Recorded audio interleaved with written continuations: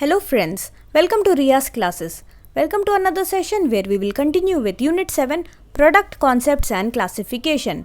This unit is part of the subject Marketing Management of MCU 06 MCOM Final Year IGNOU.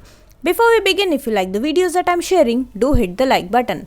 Do share your comments to let me know you find all this useful for your studies. Also, don't forget to subscribe so that you won't miss out on watching and learning from my videos. Today we will learn about service classification. So let us begin. आज हम पढ़ेंगे service classification. Service classification के बारे में आज हम देखते हैं। सर्विस क्लासिफिकेशन के अंदर हम ये देखेंगे कि सर्विस जो होता है उसको स्पेशल ट्रीटमेंट दिया गया है। ठीक है, सर्विसेज को स्पेशल ट्रीटमेंट दिया गया है क्योंकि they are different from product के लिए जो आप स्ट्रैटेजीज लगाते हो वो स्ट्रैटेजीज आप सर्विसेज के लिए नहीं लगा सकते क्योंकि सर्विसेज थोड़े से डिफरेंट है। तो इनके लिए जो क्लासिफिकेशन स्कीम्स है वो भी डिफरेंट है और इन क्लासिफिकेशन स्कीम्स से हमें मदद मिलती है नेचर ऑफ सर्विसेज को और ज़्यादा अच्छे से समझने में। ठीक है, तो क्लासिफिकेशन स्कीम से हमें नेचर ऑफ सर्विसेज को समझने में ज़्यादा अच्छे से हमें हेल्प मिलता है। सबसे पहले सर्विस क्लासिफिकेशन के अंदर हम पढ़ेंगे नेचर ऑफ सर्विस एक्ट, यानी कि नेचर, किस तरीके का नेचर है सर्विस एक्ट का। यहाँ पे हमको लवलॉक ने क्लासिफिकेशन दिया है सर्विसेज का विथ रिस्पेक्ट टू 2 डायमेंशन। ठीक है, तो 2 डायमेंशंस के जरिए हम समझेंगे nature of service act. 2 dimension कौन कौन से लिए हैं? सबसे पहला डायमेंशन लिया है हमने टैंजिबिलिटी का, यानी कि जो भी नेचर है सर्विस एक्ट का, क्या वो टैंजिबल है या फिर क्या वो इनटैंजिबल है। ठीक है, तो विथ रिस्पेक्ट टू टैंजिबिलिटी और इनटैंजिबिलिटी हम देखेंगे। और सेकेंड डायमेंशन हम ये लेंगे कि जो भी हम सर्विस प्रोवाइड कर रहे हैं इट इज़ डायरेक्टेड एट हुम। ठीक है, किसके लिए हम सर्विस प्रोवाइड करवा रहे हैं, क्या हम एजुकेशन के लिए, हेल्थ केयर के लिए, रेस्टोरेंट के लिए, किस तरीके से, किसके लिए हम ये सर्विसेज प्रोवाइड कर रहे हैं उस पर डिपेंड करेगा। तो ये 2 डायमेंशन टैंजिबिलिटी और सर्विस किसके लिए हम प्रोवाइड कर रहे हैं, इन दोनों के बेसिस पे हम ये समझेंगे नेचर ऑफ सर्विस एक्ट। आपके बुक्स में ये बहुत अच्छा डायग्राम दिया हुआ है, बहुत अच्छा टेबल है। This is given in page number 20, table 7.1 which shows the nature of service act. मैंने यहाँ पे आपको 2 डायमेंशन बताए थे। पहला हम देखेंगे नेचर ऑफ सर्विस एक्ट, क्या टैंजिबल एक्शन है या फिर हमारा एक्शन इनटैंजिबल है। ठीक है, उसके अंदर सेकंड हम ये देखेंगे कि सर्विस जो है किसके लिए डायरेक्टेड एट है, यानी कि क्या वो पीपल के लिए डायरेक्टेड है और whether it is directed towards possession. ठीक है, पोजेशन यानी कि जो चीज़ें पीपल ओन करते हैं उससे रिलेटेड कुछ चीज़ें, जैसे कि ट्रांसपोर्टेशन हो गया, लॉन केयर हो गया। सबसे पहले हम पीपल को देख लेते हैं। The services that are directed at people's bodies, यानी कि इसमें आता है health care, restaurant, salon, transportation, ये सारे चीज़ें इसके अंदर आते हैं। Services that are directed at people, और ये हो गया टैंजिबल एक्शन के अंदर ये आता है। ऐसे ही अगर हम पोजेशन की बात करें, possessions which are directed at goods and other physical possessions। ठीक है, अगर आप ड्राई क्लीनिंग के लिए कपड़े देते हो वो भी एक सर्विस में आता है, बट वो डायरेक्टली पीपल के लिए नहीं है, वो कोई फिजिकल पोजेशन है उसके लिए। ठीक है, लॉन केयर हो गया, ट्रांसपोर्टेशन फैसिलिटी हो गया, तो ये सारी चीज़ें जो हैं पोजेशंस के अंदर आती है। इसके अलावा पीपल में इनटैंजिबल एक्शन अब हम देखते हैं। इनटैंजिबल एक्शन के अंदर services that are directed at people's mind, mind को, जो हमको माइंड को ट्रिगर करता है, जैसे कि एजुकेशन हो गया, ब्रॉडकास्टिंग ऑफ वेरियस इंफॉर्मेशन हो गया, इंफॉर्मेशन को आप ब्रॉडकास्ट करोगे, म्यूजियम हो गया, तो ये सारी चीज़ें जो हैं ये सब इनटैंजिबल एक्शन में आता है और ऐसे सर्विसेज होते हैं जो कि which are directed at people. इसके अलावा इनटैंजिबल एक्शंस के अंदर कुछ सर्विस ऐसे होते हैं that are directed for the possessions. तो ऐसे पोजेशंस जैसे कि हमारा लोगों का पोजेशन होता है पैसा।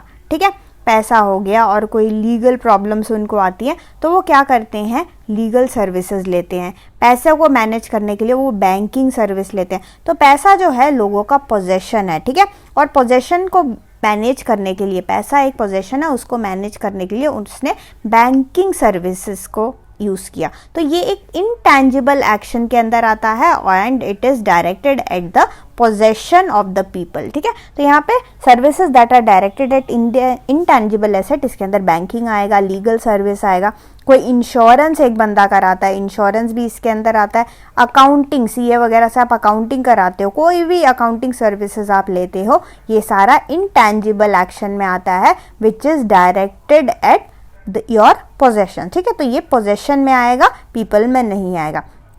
तो इस तरीके से हम the nature of service act को हम समझ सकते हैं। और ये जो क्लासिफिकेशन दिया है, दो तरीके से जो क्लासिफिकेशन है with respect to tangibility and for whom the services are directed, ये क्लासिफिकेशन हमें दिया है लवलॉक ने, ठीक है, लवलॉक, इन्होंने हमको ये क्लासिफिकेशन दिया है। जो सेकेंड सर्विस क्लासिफिकेशन में हम पढ़ेंगे that is regarding the relationship between service organisation and its customers, ठीक है। तो कस्टमर्स जो होते हैं, both institutional and individual customers, ये दोनों कस्टमर्स किस तरीके से रिलेशनशिप में आ जाते हैं विद द सर्विस प्रोवाइडर्स, ठीक है। तो हम ये दो केसेस में दो एंगल से इसको समझेंगे। पहला एंगल ये है कि किस तरीके का रिलेशनशिप बनता है between the service providers as well as the customers. Customers यहाँ पे both institutional and organisational customer. तो पहले हम ये देखेंगे कि किस तरीके का रिलेशनशिप बनता है, फिर हम पढ़ेंगे रिगार्डिंग मेंबरशिप, ठीक है। तो क्या हमारे कस्टमर को मेंबरशिप लेना पड़ेगा विथ सम ऑर्गेनाइजेशन या company to avail the service avail करने के लिए क्या मेंबरशिप लेना ज़रूरी है, या फिर हम ये देखेंगे क्या सर्विस लेने के लिए मेंबरशिप लेना ज़रूरी नहीं है। तो इस तरीके से हम पढ़ेंगे रिगार्डिंग नेचर ऑफ रिलेशनशिप। हम देखेंगे नेचर ऑफ रिलेशनशिप में क्या वो नेचर ऑफ रिलेशनशिप किस तरीके का है, क्या वो कंटिन्यूअस तरीके का रिलेशनशिप है या बीच बीच में आपको सर्विस लेने के लिए जाना पड़ेगा विथ द सर्विस प्रोवाइडर, किस तरीके का रिलेशनशिप बनता है और किस तरीके से मेंबरशिप कार्ड प्ले होता है। तो ये दोनों चीज़ों को हम देखेंगे और समझेंगे with the help of a table. तो ये एक टेबल आपके बुक्स में दिया गया है इन page number 21, table 7.2 which shows the service and customer relationship. तो यहाँ पे नेचर ऑफ डिलीवरी, मैंने आपको पहले ही बताया था, हम दो एंगल से इसको देखेंगे। पहला हम देखेंगे रिगार्डिंग नेचर ऑफ डिलीवरी, क्या नेचर ऑफ डिलीवरी कंटिन्यूअस है या फिर क्या वो डिस्क्रीट है, क्या वो कंटिन्यूअस है या वो कंटिन्यूअस नहीं है। एंड टाइप ऑफ रिलेशनशिप के अंदर हम देखेंगे क्या हमारे कस्टमर को उस ऑर्गेनाइजेशन या उस कंपनी के साथ मेंबरशिप लेना पड़ेगा सर्विस अवेल करने के लिए, या फिर नॉन मेंबर रहते भी उसको सर्विस मिल सकता है, ठीक है। तो इन दो चीज़ों से हम पढ़ेंगे। सबसे पहले हम ये देखेंगे कि अगर उसको मेंबर लेना पड़ेगा, ठीक है, अगर मेंबरशिप लेना पड़ेगा और अगर कंटिन्यूअस तरीके का सर्विस है तो उसमें आता है बैंकिंग, एजुकेशन और इंश्योरेंस, ठीक है। अगर बैंकिंग सर्विस, सिंपल सी बात है, अगर आपको कोई बैंकिंग, कोई भी आप बैंक में जाओ, किसी भी बैंक में आप जाओ और वहाँ के आपको सर्विस अवेल करने हो, आपको पैसा जमा करना हो, पैसा निकालना हो, कोई आरटीजीएस करना हो, एनईएफटी करना हो, कोई भी सर्विस आपको बैंक से अगर अवेल करना होगा तो सबसे पहले आपको वहाँ पे अकाउंट होना ज़रूरी है ना, वहाँ पे आपको अकाउंट होना ज़रूरी है, यानी कि आपको वहाँ का मेंबरशिप अवेल करना पड़ेगा अगर आपको बैंकिंग सर्विस अवेल करना है तो, ठीक है। तो ये इस तरीके का रिलेशनशिप आप देखोगे, यहाँ पे मेंबरशिप भी है और आपको यहाँ पे कंटिन्यूअस सर्विस मिलेगा, ठीक है। तो बैंकिंग एक ऐसा क्षेत्र है। इसके अलावा एजुकेशन हो गया, एजुकेशन भी लेने के लिए आपको एडमिशन लेना पड़ता है ना, बिना एडमिशन के आप पढ़ नहीं सकते, बट यहाँ पे आपको एडमिशन लेना पड़ता है। तो एजुकेशन भी एक ऐसा फील्ड हो गया। इंश्योरेंस की अगर बात करें, इंश्योरेंस लेने के लिए भी अगर अगेन आपको वहाँ पे अकाउंट जो है वो वहाँ पे खुलवाना पड़ता है। तो ये हो गया आपका मेंबरशिप टाइप में।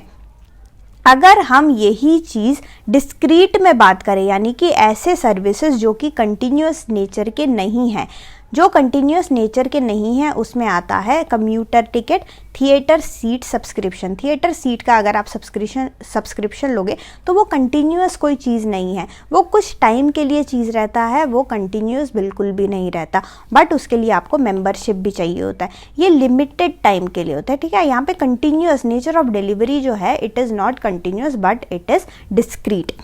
ये हो गया आपका मेंबरशिप का केस। इन सब केसेस में आपको मेंबर बनना पड़ता है और नेचर ऑफ डिलीवरी जो होगा it could be either continuous और इट कुड बी डिस्क्रीट। अब हम देखते हैं नॉन मेंबरशिप का केस। ऐसे कौन कौन से सर्विसेज हैं जिसका बिना मेंबरशिप लिए आप उसको अवेल कर सकते हो। अगर हम कंटिन्यूअस नेचर ऑफ डिलीवरी की बात करें, उसमें आता है police protection and public highway. ठीक है, ये कुछ एग्जांपल्स है। पुलिस प्रोटेक्शन आ गया और पब्लिक हाईवे आ गया। पुलिस प्रोटेक्शन के लिए आपको कोई मेंबरशिप लेना नहीं पड़ता। जिस तरीके से बैंक में आपको खाता खुलवाना पड़ता है, एजुकेशन के लिए आपको किसी यूनिवर्सिटी, किसी कॉलेज में, किसी स्कूल में आपको एडमिशन लेना पड़ता है, इस तरीके से पुलिस प्रोटेक्शन के लिए आपको कहीं पे कोई मेंबरशिप लेने की ज़रूरत नहीं है। ठीक है, तो यहाँ पे आता है नॉन मेंबरशिप। और अगर नॉन मेंबरशिप डिस्क्रीट की बात करें, रेस्टोरेंट आ गया, उसमें कार रेंटल सर्विस आ गया, पे फोन आ गया। ठीक है, तो कार रेंटल सर्विस वगैरह कंटिन्यूअस नेचर ऑफ उसका डिलीवरी नहीं है, कुछ टाइम के लिए डिलीवरी होता है और उसके लिए आपको ज़्यादा ऐसे पक्का जैसे बैंकिंग में मेंबरशिप लेते हैं उस हिसाब से मेंबरशिप लेने की आपको ज़रूरत बिल्कुल भी नहीं है। तो ये हमने देखा सर्विस एंड कस्टमर रिलेशनशिप, जिसमें कि हमने टाइप ऑफ रिलेशनशिप के बेसिस पे देखा और नेचर ऑफ डिलीवरी के बेसिस पे हमने इसको देखा। So thank you so much for watching. Like, share and subscribe to Riya's classes. Thank you and bye bye.